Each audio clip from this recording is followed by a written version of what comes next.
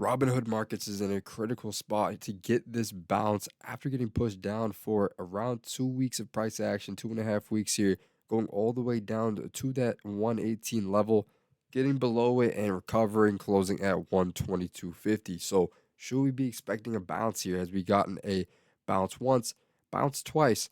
Do we get the third bounce here at this support level and continue out?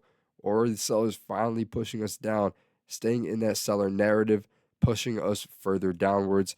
And if so, what level should we be watching? So today, we're going to analyze and break down what we should be expecting for Hood, starting with the weekly time frame. All right, guys, taking you on the weekly time frame, we see a very strong stock overall, right? There isn't a ton going on in this IPO range. We IPO, we hit $85, and we kind of just descend from there, not doing all that much until we find a little bit of volume. We peak right around that 65-ish level, and we go ahead and find a little bit of a base. We see an obvious chop zone. That's where we went ahead and went to that 65.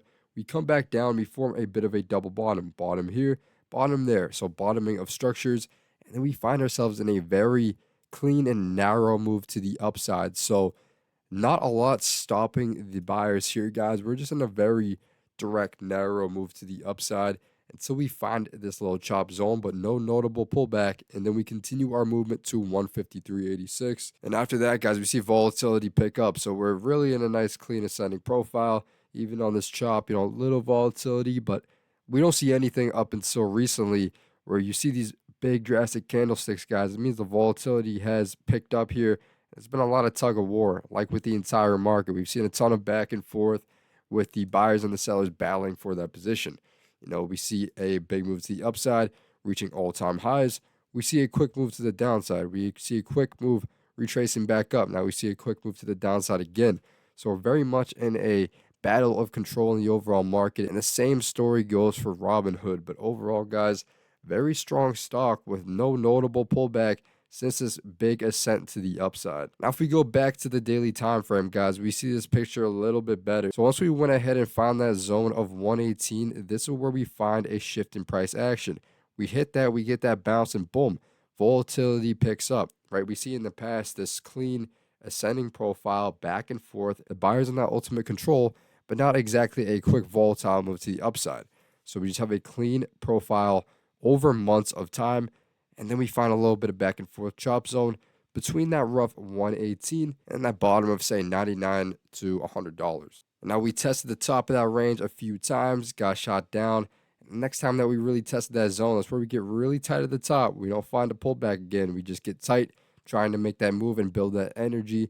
And then, boom, you see volume surge as we go ahead and get above that zone and then find that increase in volatility, reaching all-time highs of 153. Continuing this big move to the upside.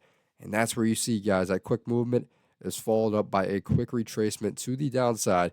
But we find that bounce right at that zone that was giving us some tough time for resistance. And that exact spot we bounce here, leading to that shift in volatility and price action. And now we get a quick move to the upside. Can't get quite to that 153 like we did last time. Still a very nice, considerable move to the upside. And then once again, quicker move to the downside. That's where the sellers try to push us under that 118. So nice to see that exact spot acting well once again, getting back above that, not letting the sellers go ahead and close us under that spot. So although a very quick move to the downside, we're still in that ultimate, good range for the bulls where we're above that 118. That's the main zone we're looking at and main overall level that we got to be paying attention to here, guys. And if we take it to the hourly, we have a better picture of these quick, narrow moves to the downside and these little channels here, guys, right? That quick volatile movement, all-time highs, and then boom, boom, ping-ponging a little bit. Ultimate control to the bottom of that range. Try to break out all the way back down right around that support zone. And we bleed out of that, break out, and go ahead right back into another descending range. And you can see, guys, right where we get pushed back under that, pushed under to that 114 level, right away, quick retracement to the upside, getting back above that exact level that was giving us that resistance and then support. And then we go ahead, continue, and a smaller pullback. So what we could be seeing here, guys, is another break of structure, getting tight, go ahead, testing that resistance and breaking out.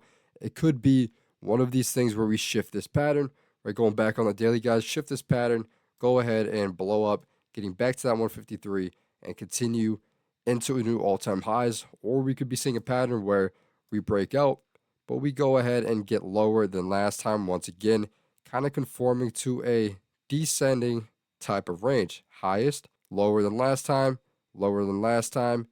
You get the picture. And so we go ahead and continuously test this support until it goes ahead and breaks. Now, it doesn't have to be the case scenario. We could very well see a break and retest all-time highs. It really is up to the overall market. Hood is definitely one of the stronger stocks we've seen over the past year, guys. Taking a look at QQQ, though, we have had a ton of back and forth, but nevertheless, guys, lots of downwards pressure. So a ton of downwards pressure. We saw that pullback. We saw buyers step in, continue up for a day, couple days of indecision, and another smaller little pullback. But then once again, another bounce. So we're seeing a tug of war back and forth with the buyers and the sellers in the overall market. Here's SPY, same thing. And Hood is going to definitely get directly affected by that. So if the overall market is pulling up, I think we do get the break of this spot here. Go ahead, continue another volatile move to the upside, or then we'd have to see if we close lower or if we can retest even that second point, roughly around that 149 to, we'll say, 150 flat. If we get above that, that is a good range to be in. And ultimately go ahead and retest that 153 after. That is ideal. Let's go ahead and make new all-time highs. But overall, guys, I'm very bullish on the stock. Weekly picture, very strong still. Still no pullback in the grand scheme of things. You could just say this is volatile back and forth. So still in a very good zone for the bulls, guys. Watch that rough 118 level to 119 level to hold us some strong support and break us out of this descending channel. Also pay attention to the overall market, but we have a short-term price target of 150. If we can go ahead and break out of this zone, if we can break that 150, guys, we're looking good to those all-time highs, trying to make new ones. And if the bears did gain that control, watch that 118 to 119 to hold up as some resistance as it was in the past. And it's been a really strong support since then. Watch that to return back into resistance, pushing us back down to around that psychological $100 level.